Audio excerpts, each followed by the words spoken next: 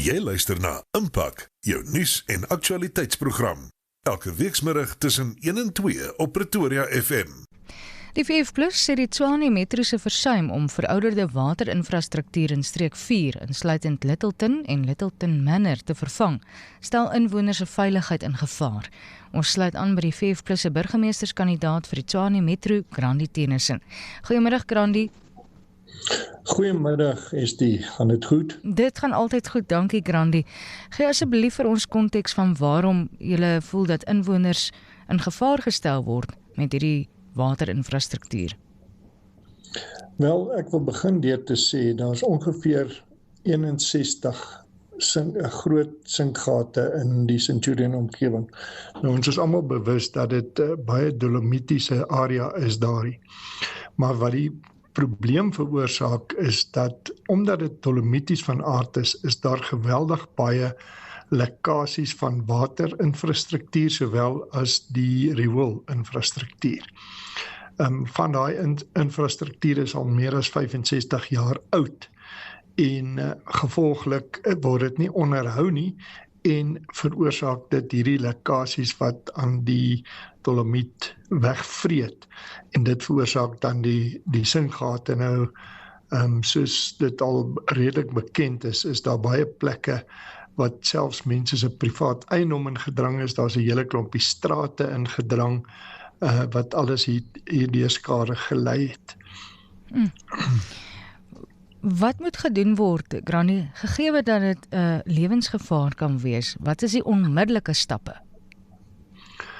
Wel, vereers, en dit is wat die 5+ gedoen het, ons raadslid wat in daardie gebied werk, Wesley Jacobs, het na die inwoners toe gaan en hulle het 'n petisie van so ongeveer 3500 handtekeninge voltooi, waarin die inwoners vra dat daardie gebied as 'n rampgebied verklaar word. Nou, die rede waarvoor dit as 'n rampgebied moet verklaar word, is baie eenvoudig. Die stad Tshwane het nie die finansies. Ek dink daar is ongeveer 15 miljoen rand beskikbaar vir die restaurasie van sinkgate. Nou, dis nie eers voldoende vir een sinkgat nie, met Tshwane se begroting, en daar is 61. So, dis 'n groot probleem. So, wat ons wil hê is dat die area 'n plaaslike rampgebied moet wees. En in terme van die rampwetgewing, kan daar dan deur die provinsie, sowel as op nasionale vlak, kan hulle dan dit as 'n rampgebied verklaar en dan kan Tshwane Fonds dit onttrek vanuit die nasionale rampfonds om te begin werk aan dit. En as ons huidige regerende koalisie steur hulle nie daaraan nie.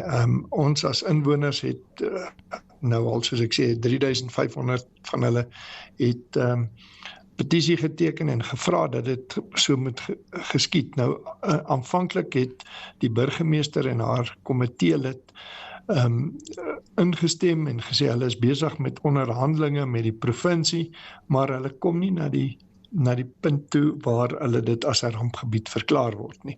Nou, daar sal ook van ons kant af 'n moesie ingedien dat dit baie dringend moet geskied.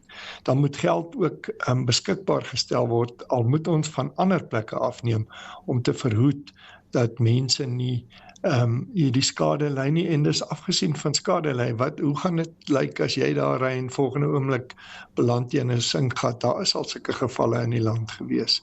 Mense is dood. Grandi, beslis 'n storie wat ons gaan dophou. Baie dankie, dis Grandi Tennyson, 5+ se burgemeesterskandidaat vir die Tshwane Metro.